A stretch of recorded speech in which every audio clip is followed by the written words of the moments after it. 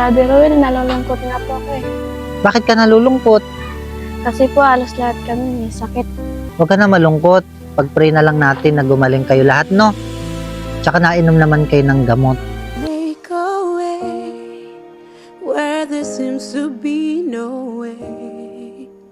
He walks in ways we cannot see. He will make a way for you. Magandang araw po sa inyo, nanay. Ito na po yung pinamili po namin ni Ate Carmen sa pinadalang 6,000 tulong para sa inyo.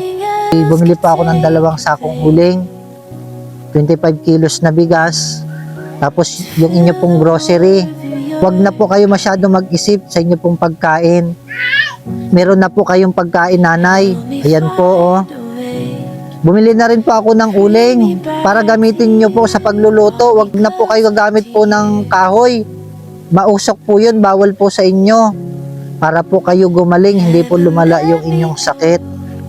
Maraming salamat po kay Ma'am Angie sa binigay niyang tulong para sa amin.